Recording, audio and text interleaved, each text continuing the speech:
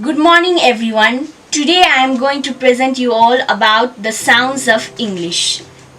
So here the alphabet we have been learning from young age only, and here are also the sound structures which I'll talk about later. There's A, B, C, D, E and so on and so forth. And you may notice in A, B, C, D, E, there is except A, in all the other four letters there are colon. Those are long vowel sounds which I'll talk about later.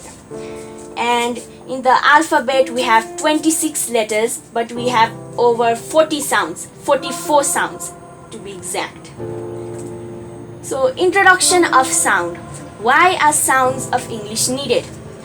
Letters always may not match with the sounds, so we need the different sounds more than the alphabet can give us, and we also need sounds of English to make English pronunciation of standard, because we want to be as close to the native speakers as possible, and for that we need to learn to pronounce the words properly.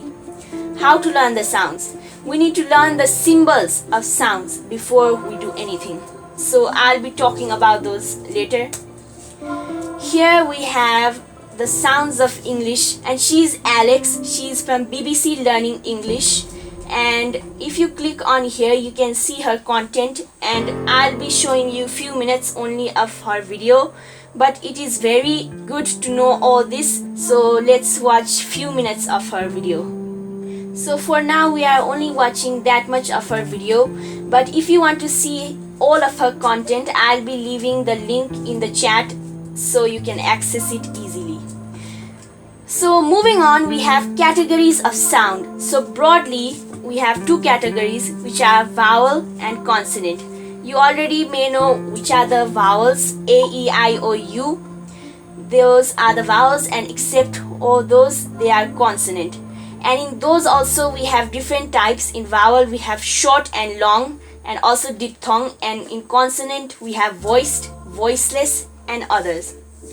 So finally we move on to the actual sounds, categories of sounds, vowels. So first off we have I, fit, E, C, and these two may be confusing, so I have taken an example which is cheap and chip. In cheap there is EA, so you may get clue also that if there is EA or double E, then it is the long vowel E. But if there is only I, then it is the short vowel I. Cheap, chip. Moving on, we have other vowels as well, and you may notice that I had mentioned 44 sounds of English, but there are less here because I couldn't include all of them. So here we have A, dress, and dut, strut, and wash. And those were the short vowels. And in the right side we have the long vowel sounds. Notice I said the ones with the colons are the long vowels. It's nurse, war, hard. Moving on, we also have categories of sound, diphthongs. So diphthongs are basically like the combination of two vowel sounds, and here you can see there are two vowel sounds, and there's ear, wary, a, day, tour, oi, boy, I, try, show. So here are also confusing sounds like in the previous slide, and we also have in the right side some more sounds, square, and confusing situation, Mary and marry, ow, mouth. So here we have some like screenshots of some English teachers videos, and all of their videos are on YouTube. You can see all of them if you want, and I'll just be introducing them shortly and telling a little about them. So first here we have Gina, and she's from Oxford Online English, and you may know that Oxford is one of the best universities in the world. Next we have English with Lucy. She's also British, and her videos are also very useful and they are fun as well. You don't feel like you're actually it's not forced upon you. She is very funny and she has humor also, so her videos are very enjoyable to watch as well. And next we have Rachel. She's talking about how to learn the American accent as she's American, and she's also showing the picture of the voice box and the throat, how the sound is produced and all.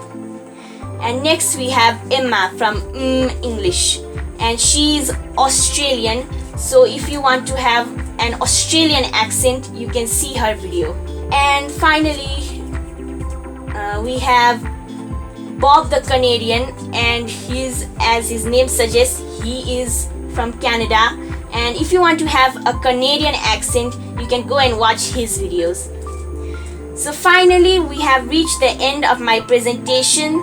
I hope you enjoyed it and you learned something from it. Thank you. I would like to request you to upload in our file section, so if somebody wants, then they can visit those website or those link.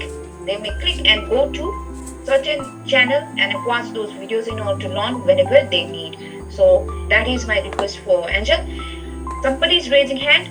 The way she presented was really nice, and she was very decorative with slides, and she did not make the presentation boring. She actually made it pretty exciting, as well as we all engaged. I think we all engaged into what she was talking about. And another thing, when she gave a lot of content, she didn't just give it for little kids, she also gave it to be relatable for older kids like